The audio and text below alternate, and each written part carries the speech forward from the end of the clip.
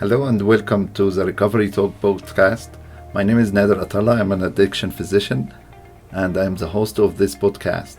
I'm very excited to welcome our special guest, Dr. Raju Hajela. Dr. Hajela is addiction consultant with extensive experience in the field of addiction and mental health. If you are interested to learn everything about addiction and mental health, this podcast is for you. Let's get started.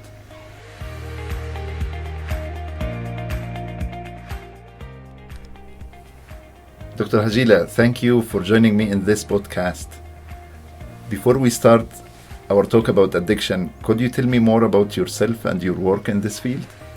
Thank you for inviting me, Nader. This is a very exciting topic, and to tell you and the listeners a little bit about myself, I've been in Canada for about 45 years, and when I moved to Canada in my teen years, I was fascinated by the amount of alcohol that was being consumed by my peers, and this was back in Halifax, Nova Scotia in the 70s. So I became very interested in this phenomena of people drinking alcohol to excess, and some people doing it, getting into trouble, whereas others weren't.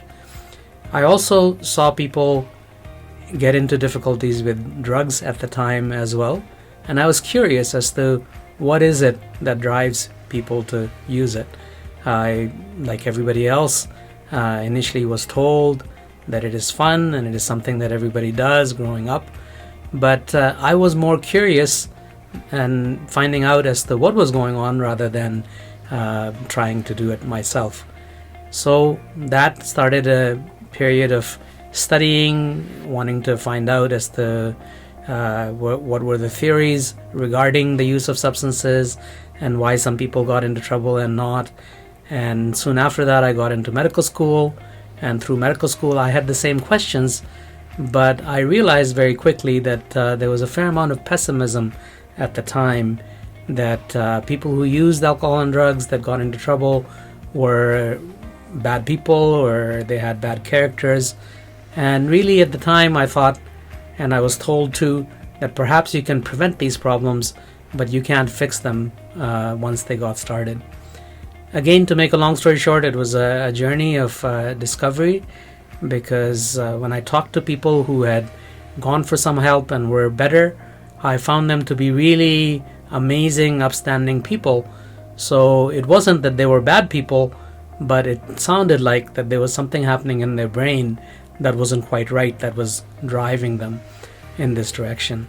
I also discovered Alcoholics Anonymous back in 1979, so many years ago, and learned that AA had posited that alcoholism is a disease going back to the 1930s, which was an intriguing thing to me, because as I researched a little bit more, I discovered that alcoholism was deemed to be a disease by the American Medical Association back in 1960. But even close to 20 years later, that idea really wasn't popular.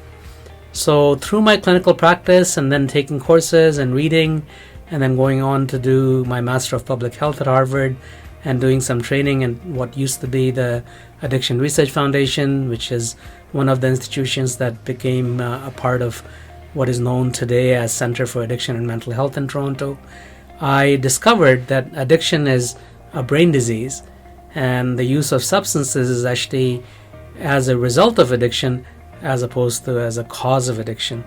So over the last 3 decades, my practice has really been very focused in trying to help people understand what problems addiction and mental health cause, and especially in relation to substances and also beyond substances. Thank you, Dr. Hajela.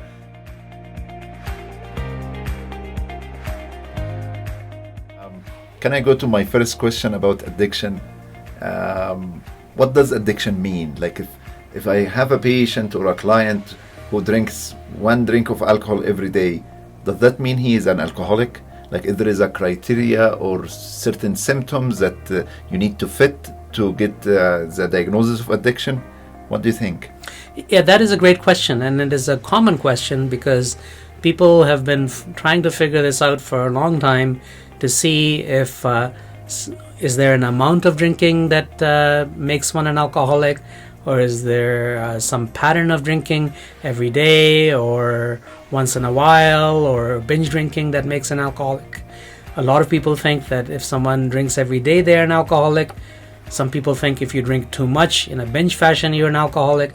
But really, addiction involving alcohol has to do with the relationship between the person and the substance that becomes pathological.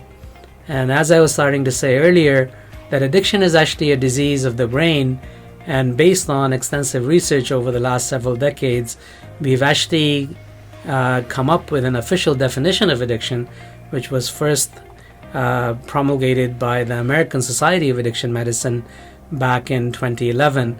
And that says that addiction is a primary chronic disease of brain reward, motivation, memory, and related circuitry. So it's actually a very biological beginning to the definition, because we know in the brain there is something called the reward circuitry and memory circuits and motivation circuits that go into some problems with their healthy functioning. And we have come to appreciate through research that a lot of that dysfunction is likely related to genetics. And of course, there are some environmental factors as well. So the second sentence of the definition we say is dysfunction in these circuits leads to characteristic biological, psychological, social, and spiritual dysfunction. So in that sense, the definition is very bio, psycho, social, spiritual. And we have to look at all four dimensions, because it is in the third sentence we refer to the problems that people often see, and it says this is reflected in an individual pathologically pursuing reward and or relief with the use of substances and other behaviors, which really emphasizes that substance use related problems don't occur in isolation. There are other problems related to thinking, feeling, and other behavioral problems, and many mental health complications that are part of this phenomena called addiction. Yeah, can you tell me more, like, practically, what are the symptoms, like as a clinician or as a parent or a friend, what are the symptoms I can look for in somebody that I suspect addiction? The simplest symptoms that you can look for, and usually this is why patients will come and ask for help often, is depression or anxiety. Those are the most common mental health problems that affect people, and they come for help. And unfortunately in our society, because there are medications available for both, there's a tendency to say, okay, take this medication to fix your depression, take this medication to fix your anxiety, when if you really think about it, depression and anxiety are just symptoms. And often they are symptoms of intoxication and withdrawal related to substances people commonly use, and alcohol is a common substance that people use.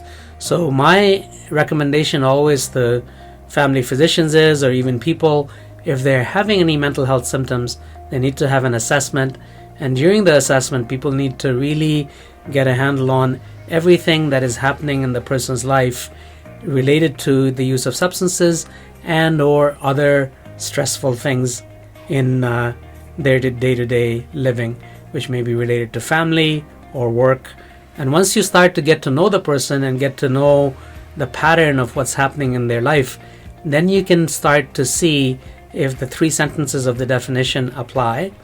And in addition to the three sentences of the definition that I spoke about earlier, we have come up with 5 characteristics that you can use as guidelines. So the first characteristic is called inability to consistently abstain. We call it the A of the disease, A for abstain. And a way to test that out is that you recommend to the person that, okay, whatever you're using, stop using it and see what happens. And when people try that, and as people with alcohol-related problems or people who are smokers will testify, that whenever they try and make a change, it is hard to maintain it. So that refers to the A of the disease, inability to consistently abstain. The B of the disease is impairment in behavioral control.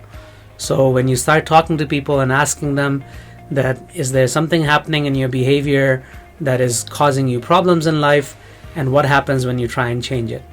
Or even when you know something you're doing is not necessarily healthy or it's causing problems in your life, are you able to change it, or does it have a mind of its own, so to speak? So that's the B of the disease, which is impairment in behavioral control. The C of the disease is craving. So craving is a phenomena of desire, that you have this strong compulsive desire, or you have impulsive acting out because the desire comes and you have to have something. So that we call the C of the disease. So these are the surface level manifestations of the disease that require exploration, that people can identify symptoms and signs. But the bigger parts of the disease are the D and the E of the disease. And the D of the disease refers to diminished recognition of problems with one's own behavior and interpersonal relationships. And the E of the disease is a dysfunctional emotional response. So the D and the E also sometimes simply we can call them thinking and feeling problems. So hopefully you can see that initially the assessment and the clues that one needs to look for are pretty broad. And it's only once those ideas have been talked about and things have been identified and put in a framework where people can then get a handle on it, and the treatment provider can get a handle on it, and then it's a long process. Because as I said a little bit earlier, this is a chronic disease, meaning it's a problem in the brain that we don't have the technology to fix, but we do have the technology and techniques that we can help people identify the disease and help their brain develop in directions where it is more recovery focused, so they can enjoy a healthier, better quality of life. Okay, Dr. Hajela. To simplify what we are talking about, can you give me real examples from your practice for clients who have addiction, and how their symptoms or their behavior fit this definition of addiction? Absolutely. I think if we can start simply with a symptom of anxiety, that if someone presents with that I have anxiety problems when I go to work, and I find if I just take a few shots, then I feel better. But then showing up with alcohol on my breath at work is not really a good idea. So people think that I have anxiety, I'm self-medicating with alcohol, so I go to the doctor and ask, and I've had patients like this, that can you give me something for anxiety so I can stop drinking? Because people have a sense that there's something wrong with this picture. But as I start talking to them, I help them appreciate that anxiety may be a symptom of withdrawal. And when I ask them questions about what is their pattern of drinking, usually there's a pattern of binge drinking, at least, if not some regular use of alcohol. And then we start talking about what this means, and can they stop drinking and see what happens. Explain to them that they may have some increase in anxiety initially when they stop. And when they go on this journey of exploration as to what's going on, they discover that they're not able to abstain even when they want to.